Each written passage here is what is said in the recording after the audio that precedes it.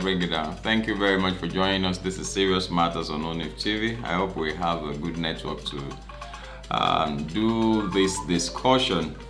Thank you very much for always keeping pace with us here on ONIF TV. Yeah, my name is Olukunle Abraham, and of course, I've told you whenever you see me, we've got to discuss. And thank you for your responses. Thank you for your views. Thank you for always watching. Thank you for those of you who like our videos, for those of you who share our videos. We appreciate you. We celebrate you. You know, you're just the best. You know, and you are the reason. Those of you who you are just the reason why we are here, and so that we can talk. Let's go straight to the business of the day. Like I said in my video yesterday, that was my last video. I mentioned that we'll be discussing the other candidates of the other parties, you know, subsequently. And so we'll be starting today with the NNPP. And so we'll look at, you know, Kwankwaso, and that's Rabiu Kwankwaso, and also we'll look at his running mate, which he unveiled, was that 2 days ago, the person of Bishop Isaac Idauza. One has just been wondering whether, maybe Isaac will now leave the pulpit for, you know, for politics big time, or what have you, you know. And so let's look at these few things. However, before we go on, let's do this as a form of introduction. I understand Adeyanju said that Kwankwaso is actually working for Tinubu. We hear a lot of news like that, you know, and sometimes some of them turn out to be true. A lot of people, let me not just say a lot of people had this opinion of, for take Osun State for instance, that the former governor, who is not in good terms with the incumbent governor, outgoing governor, actually worked for the PDP. Now, I will not put it out directly that way. I would put it out this way, that the former governor and Minister of Interior, Ben Rauf Aregbesola, he's not been in good terms with the incumbent governor, worked in favor of the PDP candidates. I think it's much better that way. It's not supposed to be, let it not look as if, oh, Rauf Aregbesola went out and started campaigning and saying, oh, you must vote for PDP, don't vote for APC. No. The feud between him and his the incumbent governor was taken advantage of, and I've said that before. The incumbent governor didn't act. He didn't do well when it came to that issue between him and his former boss. I felt personally that he should have resolved that matter if he really did want to go for a second time. And when you go around town and sample the opinions of so many, you discover that we are all on the same page. He should have resolved it. Look, there are some principles of life that you can't upturn them, you can't work against them. Just as you cannot reap what you don't sow. What you sow is a picture of what you're going to reap. In fact, what you're sowing gives you an idea of the harvest. What you're sowing gives you an idea of your harvest. So it's not like I don't know what I'm going to reap. No, you know what you're going to reap. You know what you're going to reap. It's what you're going to reap is what you put in, what you want to sow. So what you sow is what you reap. So that's a principle of life. That's a law of life. That's a law of nature. In fact, the Bible says in Genesis chapter 8 verse 22, it says, as long as the earth remaineth, seed time and harvest, cold and winter, heat and, those are laws of nature. He said they won't cease. So you cannot work against them. Just as I also feel that your boss is your boss, whether former or present, as long as that person is your boss. Now, the Bible says that, when you read Ephesians chapter 6, it said you should pray for those who are in authority.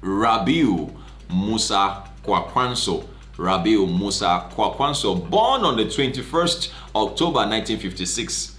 On the 21st of October 1956, is a Nigerian politician who was the governor of Kano State from 1999 to 2003. That was during the President Olusegun Obasanjo regime, and also 2011 he also went back, became governor in 2011 because he lost re-election, and so he went back to become governor in 2011 till 2015. After he lost re-election in 2003, he was appointed the first Minister of Defense of the Fourth Republic with no prior military experience or background from 2003 to 2007. That means while he lost re-election, he got an appointment, to be Minister of Defense with no prior military experience. That was under the administration of former President Olusegun Obasanjo. He was later elected to the Senate in 2015. That was after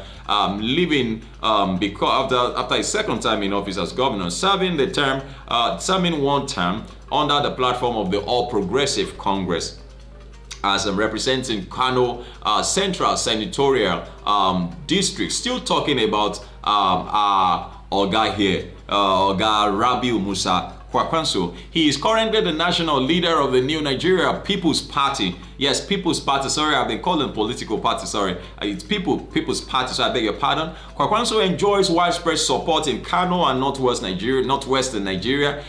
He has been viewed as a charismatic populist. In 2011, he was re-elected governor of the state and went on to join the All Progressive Congress in 2014. In 2015, Kwankwaso unsuccessfully contested the presidential primaries nomination under the opposition All Progressive Congress, but lost to Muhammad Buhari. In 2018, he returned to People's Democratic Party. I hope you are just keep listening. Watch the movements. Watch his movement. Just keep watching his movement. We just want to let's talk about them. He returned to the People's Democratic Party and contested the presidential primaries, and also lost to Atiku Abubakar. Rabiu Musa Kwankwaso has been confirmed as the presidential candidate of the New Nigeria People's Party, the NNPP, for the 2023 general election. Well, I want us to just run. Let's just run off quickly. Well, he's married to Salamatus Rabiu Musa, and he has 6 children. He's a politician, a civil servant, and an engineer. I want us to look at his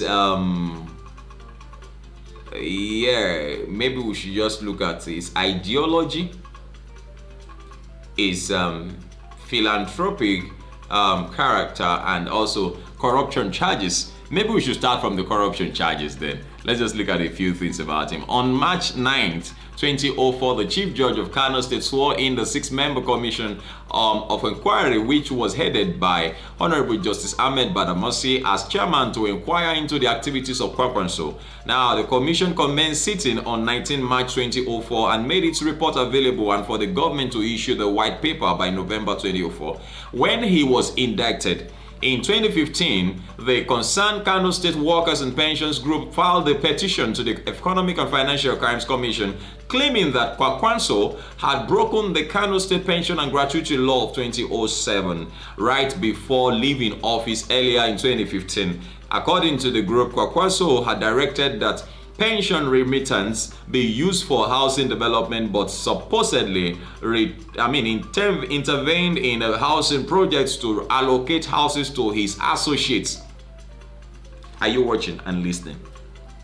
Ultimately, the housing allocations and alleged misappropriation of funds reached around 10 billion naira, according to the concerned Kano State Workers and Pensioners Group. On 2nd July 2015, Justice Muhammad Yahaya of the Kano High Court had restrained the EFCC from arresting or restraining Kwankwaso in his investigation for alleged misappropriation of 10 billion naira pension fund while serving as Kano State Governor. But 2 weeks later, on 16th July 2015, the same judge in the Kano High Court voided his earlier order and granted the EFCC a judgment to enable the commission to investigate and arrest and prosecute Kwankwaso. Justice Muhammad Yahaya also fined Kwankwaso 50,000 naira for wasting his time. Later in 2016, the EFCC denied and refuted claims of any pending corruption case and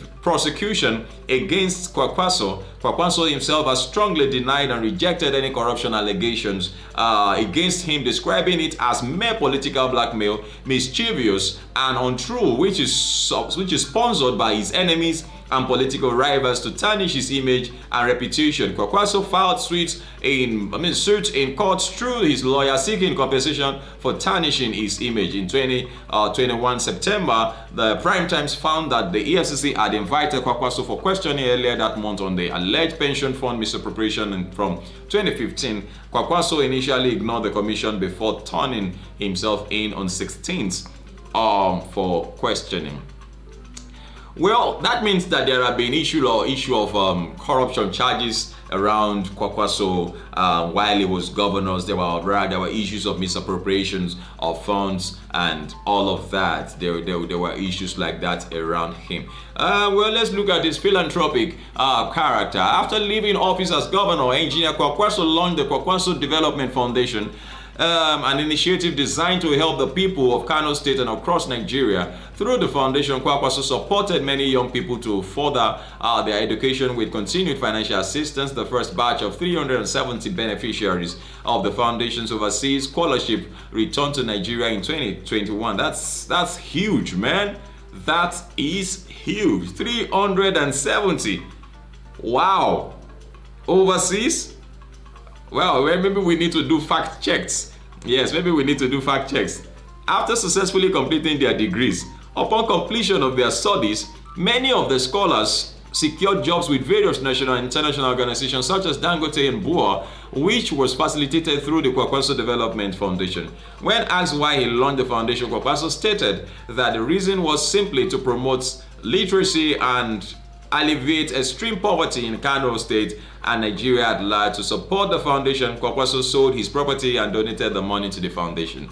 I think maybe they wanted to resell. He sold one of his properties, not he sold all his properties. Through the KDF, that's Kwankwaso Development Foundation, Kwankwaso also secured the release of 170 inmates in various prisons across Nigeria by paying their fines and providing transport to enable them to get to their destination to reunite with their families. Kwankwaso also donated sport kits and cash worth over 150 million naira to amateur football clubs across the states in Nigeria. This is part of his effort to support the group and development of local sports in Nigeria, an area that provides young people with opportunities across the globe. The foundation also donated cash and food items to the poor and needy, including widows, people with disabilities, and orphans, in an effort to alleviate poverty, especially among women in Nigeria. Finally, on his 64th birthday in 2020, that means Kwankwaso will be 62.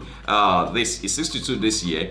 Kwankwaso inaugurated a 300 pupil capacity school which he built in Rano local government, Kano. The school is solar powered and has a block house in 6 classrooms. The school was built through KDF in line with Kwankwaso's vision and mission to support education. The question is, haven't heard a few things? Of course, we know what his biography is. When he was born in 1956, and the number of them. We have a lot of information to us now.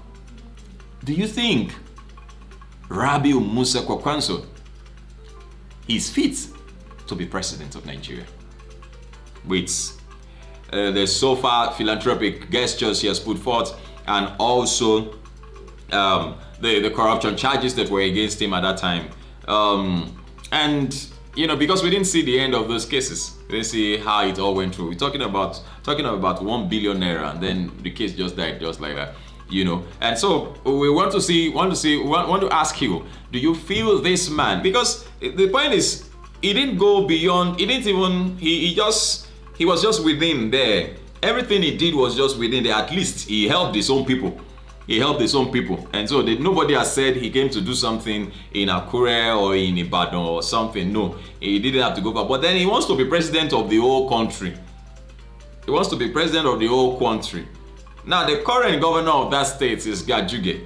And I understand that Gajuge used to be, a very close pal with Kwankwaso, probably when he was governor. Now, Gajuge is following, what's his name?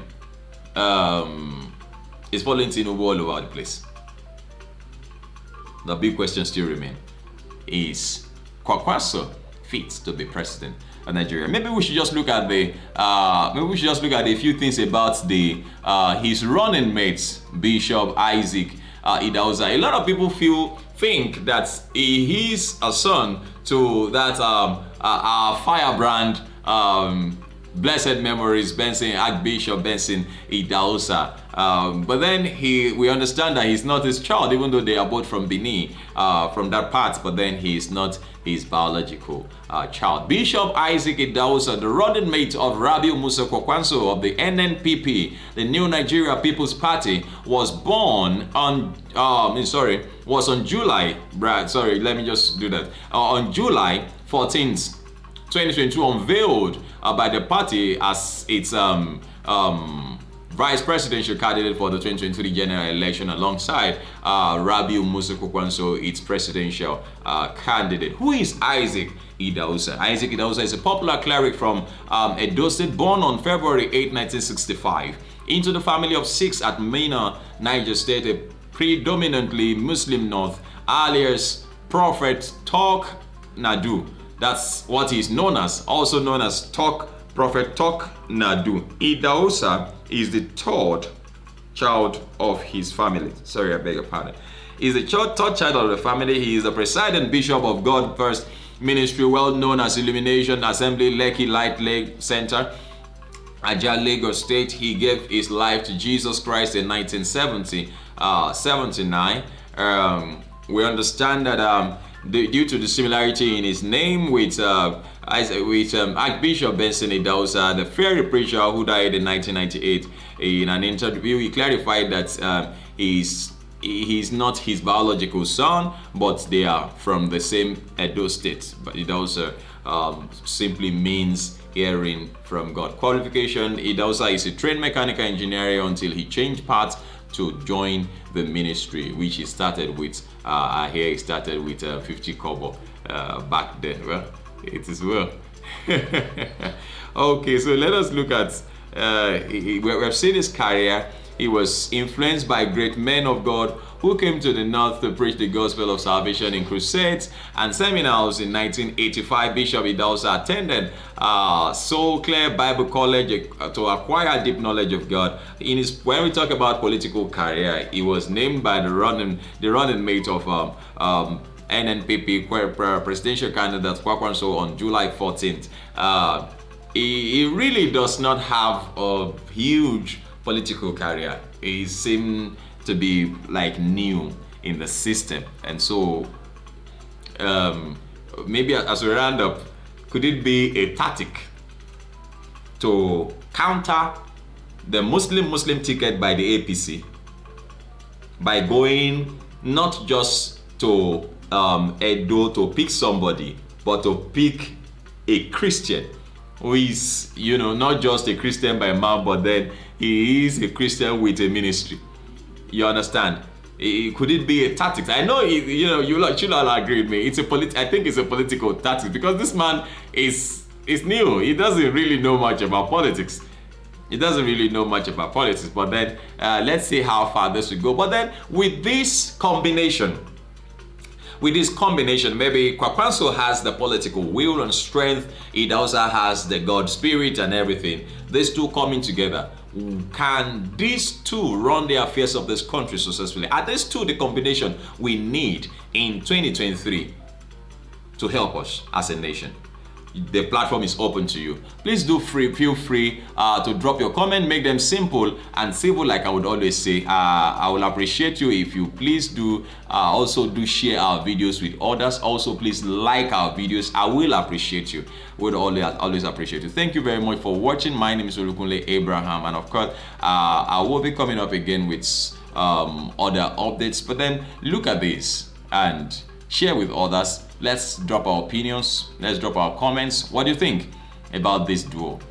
All right. See you again. Bye-bye.